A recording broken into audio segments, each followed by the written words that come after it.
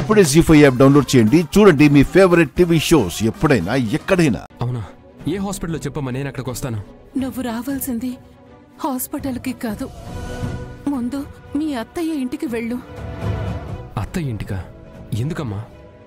నువ్వు పూజకి రాలేదు అని అత్తయ్య గొడవ చేసింది. నన్నైతే నానా మాటలు తిట్టింది. నువ్వొస్తే తన కోపం కొంత తగ్గుతుందిరా, అందుకే. అత్తయ్యకి ఆవేశం ఎక్కువ, ఆలోచన తక్కువ. ఎందుకు ఇలా బిహేవ్ చేస్తుంది? నేను రాకపోవడానికి కారణం వేరే ఉందమ్మా. అవన్నీ నేను ఫోన్లో చెప్పలేను కదా. అది మీ అత్తయ్యకి అర్థం కావాలంటే ముందు నువ్వు వాళ్ళ ఇంటికి వెళ్ళాలి. అమ్మా అది కాదమ్మా, నేను ముందు నిన్ను చూడాలమ్మా. నాన్న, నా మీద నింద పడినా నేను భరిస్తాను, కానీ నీ మీద నింద పడితే నా ప్రాణం పోతుంది.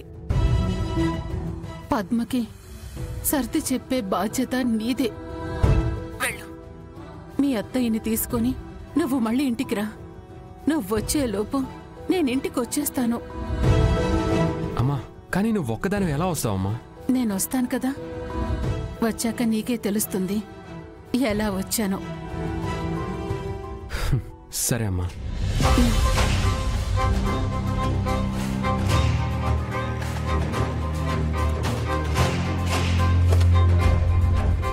డ్రైవర్ వెళ్దాం పోనీ.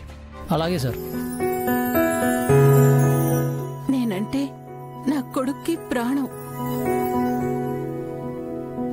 వాడే నా లోకం.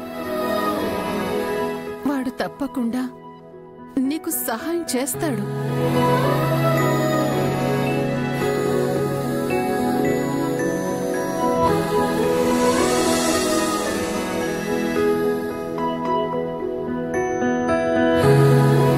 జాగ్రత్తగా వెళ్ళండి. జాగ్రత్త ఏంటి? నాతో పాటు నువ్వు వస్తున్నావు కదా. నేనా?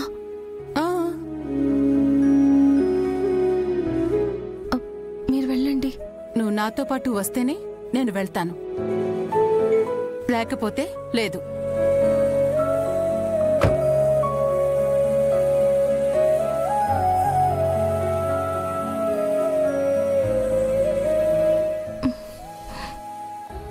సరే వెళ్దాం పదండి.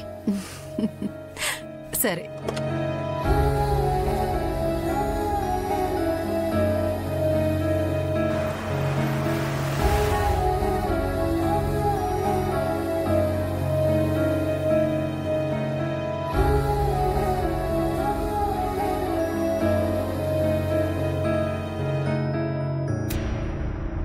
ఈ డ్రెస్తో ఇంటికి వెళ్తే అత్తయ్య ఖచ్చితంగా కనిపెట్టేస్తుంది.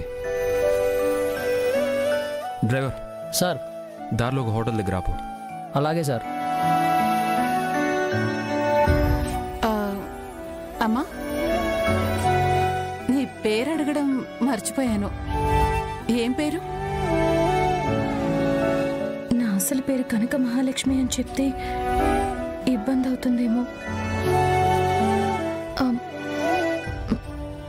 లక్ష్మి. లక్షణమైన పేరమ్మా.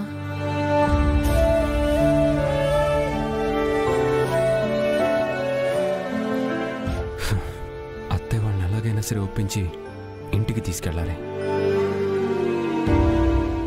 జీ5 యాప్ డౌన్లోడ్ చేసి అన్ని ఎపిసోడ్స్ పూర్తి ఉచితంగా చూడండి.